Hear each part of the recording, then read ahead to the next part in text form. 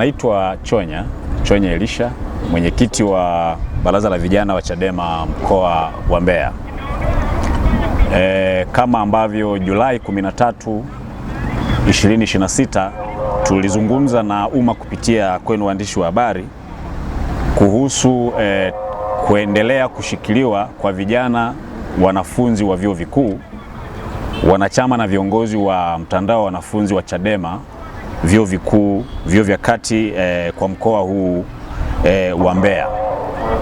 Na ikumbukwe kwamba hawa vijana wanne akiwemo Noah Mwalange kama mwenyekiti, Gwamaka Mboka kama katibu na Agustino Wasinyo kama mwenyekiti wa vijana wa Chadema wanafunzi kwenye chuo cha Catholic University of Mbeya, pamoja na Rogers Mpwani. Hawa vijana wamekamatwa tarehe 3 na tarehe 4 Julai 2026, na hivi tunavyozungumza tayari zimeshapita siku zaidi ya 12. Tunazungumza siku 13 sasa tangu kukamatwa kwao, na wanaendelea kushikiliwa na jeshi la polisi kituo cha Central, kituo cha kati Mbeya, bila kufikishwa mahakamani. Sasa tarehe 13 tulikuja kuzungumza na umma kupitia kwenu waandishi wa habari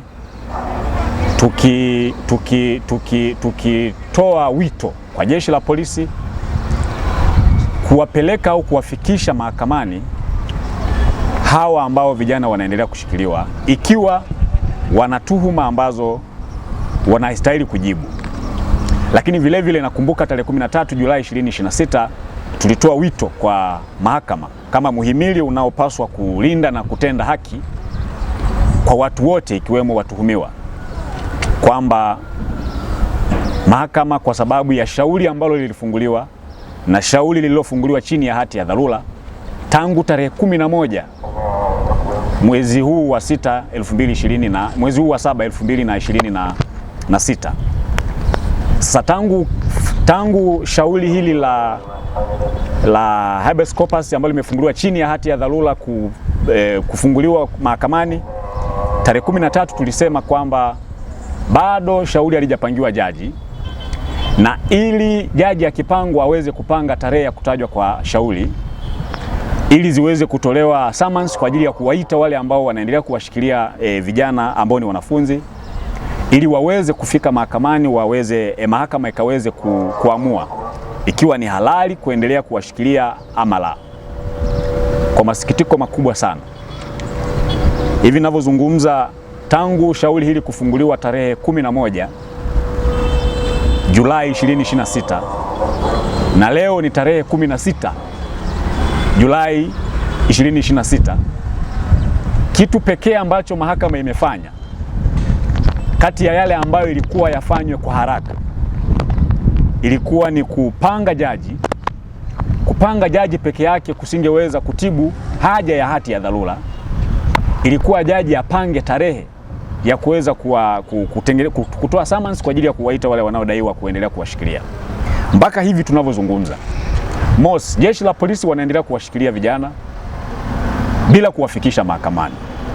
Pili, mahakama tangu hiyo tarehe 11 Julai 2026 mpaka leo jaji amepangwa wa kusikiliza hiyo kesi, lakini jaji hajapanga tarehe ili iweze kutolewa summons kuwaita wale ambao wanawashikilia waende kujibu mahakamani kama ni sahihi ama sio sahihi, na kama kuna tuhuma waweze kuwafikisha mahakamani hao vijana wanaendelea kuwashikilia.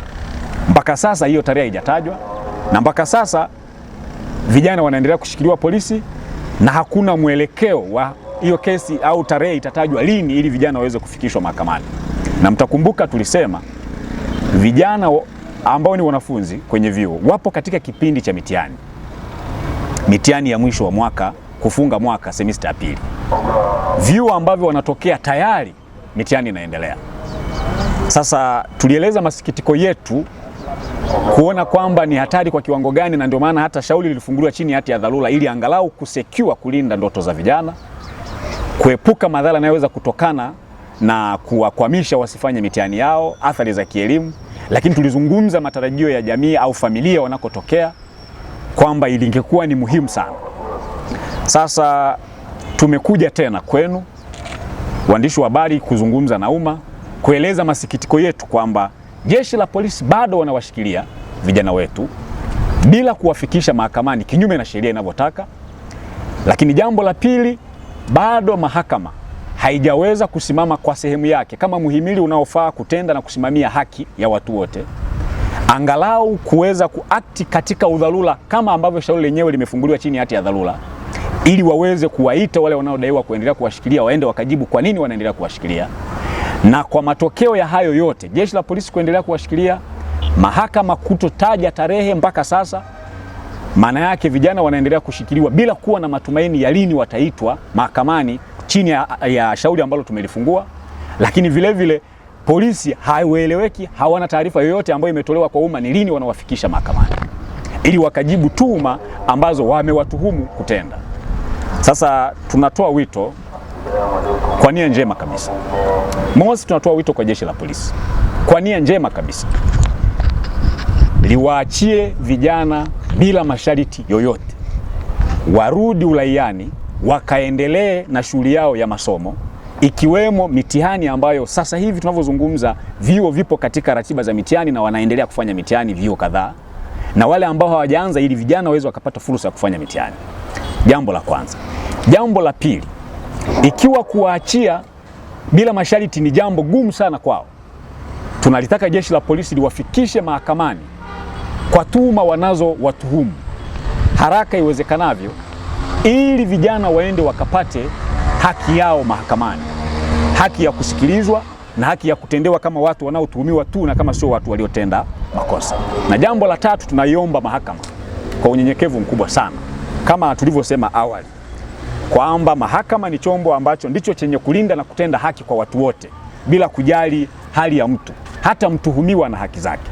Sasa tunaiomba mahakama, kwa hatua tulipofikia, shauri limefunguliwa chini ya hati ya dharura, tunashindwa kuelewa wenzetu hawaelewi nini au mahakama haielewi nini kuhusu udharura wa hili jambo.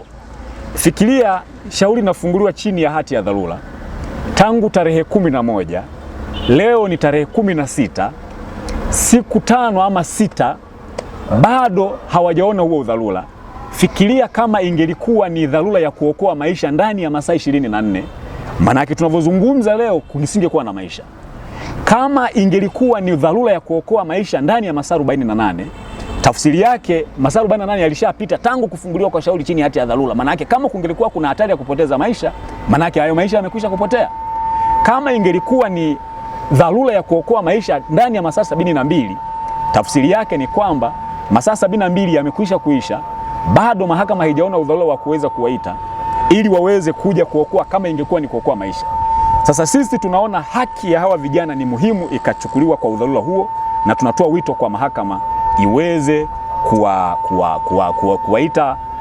kuwaita hawa wanaodaiwa, tarehe ipangwe, waitwe wanaodaiwa wakajibu mahakamani kwa nini wanaendelea kuwashikilia kinyume na sheria, hawawafikishi mahakamani, wakajibu tuhuma walizonazo. Sasa huo ni wito wetu kwa nia njema kabisa. Vinginevyo muhimili wa mahakama utaingia kwenye jaribio la kupoteza imani kwa umma juu ya kujitenga na mihimili mingine, ushirika wa muhimili wa mahakama na mihimili mingine, au ushirika wa mahakama kwa matendo na jeshi la polisi. Jeshi la polisi kuendelea kuwashikilia bila kuwafikisha mahakamani, mahakama kesi kufunguliwa chini ya hati ya dharura kushindwa kuiita hiyo kesi haraka iwezekanavyo.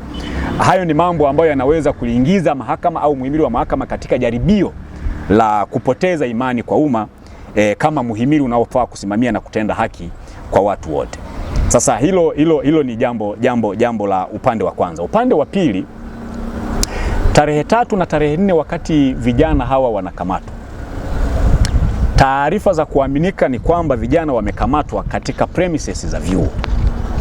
Mmoja ndio ambaye alikamatwa kwenye ofisi, maeneo ya ofisi za chama, lakini wengine wamekamatwa kwenye maeneo ya vyuo.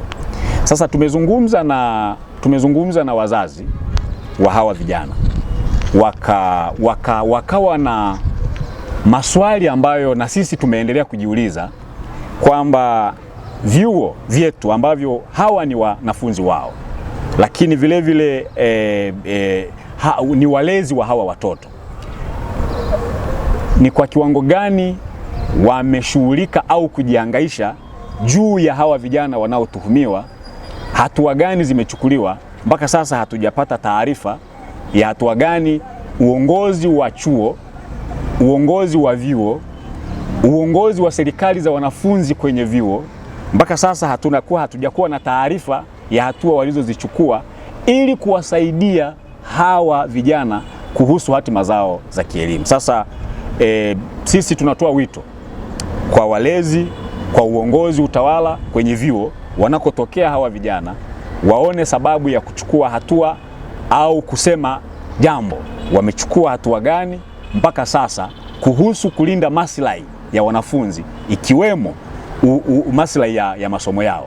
Sasa huo ni wito wetu kwa taasisi hizi ambazo wanatokea hawa vijana, kuona namna wanavyoweza kushirikiana sasa na familia, mashaka ya familia wanaweza kuyaondoa kwa namna gani kuhusu uhakika wa hawa watoto, ndoto zao za kielimu na uhakika wa uendelevu wa haki yao ya kielimu au haki yao ya masomo au haki yao ya kufanya mitihani, hasa ikizingatiwa ni kwamba mpaka sasa hawa wanaitwa watuhumiwa, si wakosaji, wanatuhumiwa kwa hizo tuhuma wanazotenda.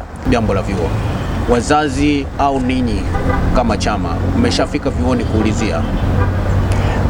Sisi tumewasiliana na wazazi,